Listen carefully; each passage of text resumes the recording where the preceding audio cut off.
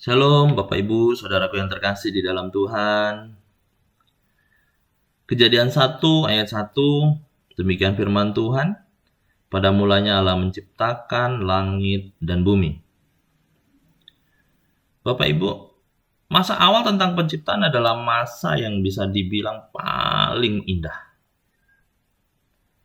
Dari pasal ini, awal kitab Kejadian, doktrin dan pemikiran-pemikiran yang utama itu sudah mulai diutarakan dalam kitab Kejadian, yaitu mengenai kedaulatan Allah sebagai Sang Pencipta yang berkuasa atas firman-Nya.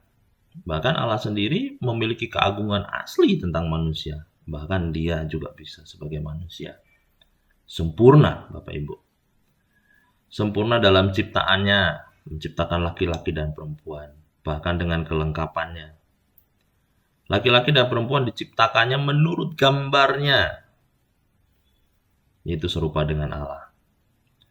Laki-laki dan perempuan diberikan mandat yang sama, yaitu untuk memelihara bumi.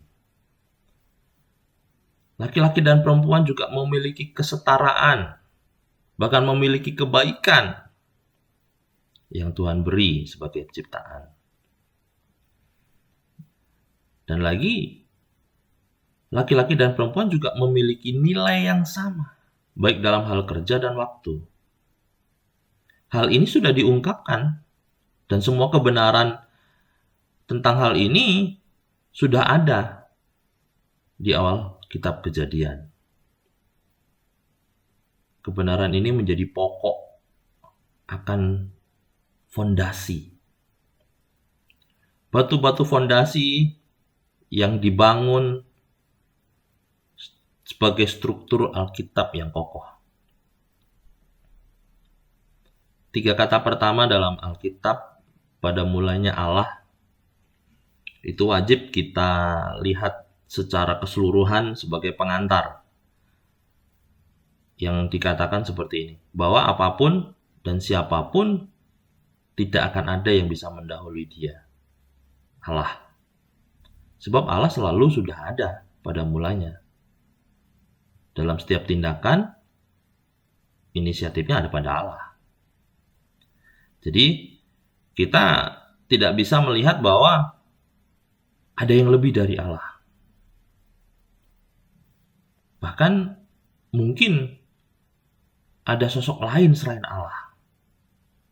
Itu hal yang tidak mungkin dan tidak pernah ada. Sebab segala sesuatunya bermula dan berawal dari Allah. Oleh sebab itu orang Kristen percaya, ketika Allah memulai karya penciptaannya, tidak ada apapun kecuali Dia, Allah. Hanya Dia, Allah yang abadi. Dan segala sesuatunya berpusat pada Dia, yaitu Allah. Kita tidak perlu memilih. Kita tidak perlu membandingkan antara Kejadian 1 dengan ilmu kosmologi atau ilmu astrofisika.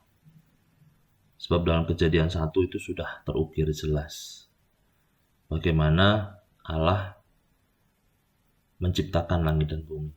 Bagaimana Allah sudah membuat sebuah mahakarya buat manusia. Nah, hal ini memang terkesan puitis. Akan tetapi, aspek penciptaan dalam Kejadian 1 itu tidak hanya meliputi hal yang puitis sebagai kata-kata, tapi juga berisi hal yang ilmiah. Kita ada melihat matahari, kita ada melihat bulan, kita ada melihat laut, kita ada melihat hutan, bahkan seluruh ciptaannya. Nah, hal ini tidak bisa lepas sebab mereka saling melengkapi.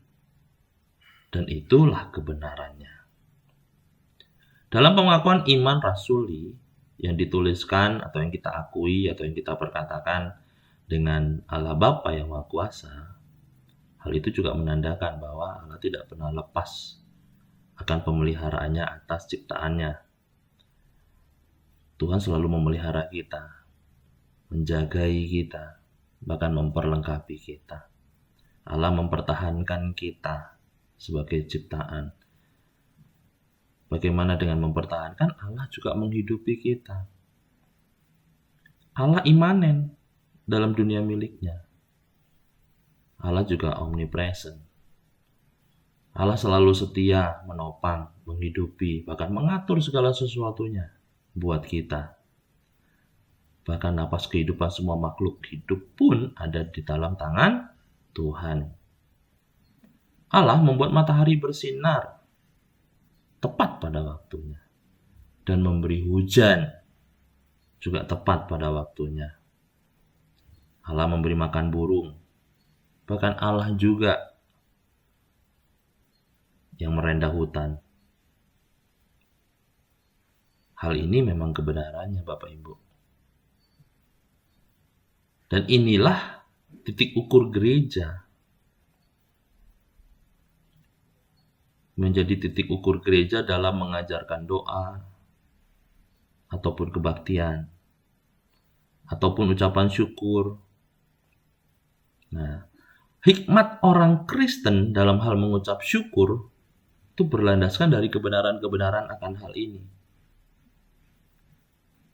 Kita mengucap syukur sebelum tidur, sewaktu bangun pagi, sebelum makan, atau setiap kita melakukan sebuah langkah dalam pekerjaan.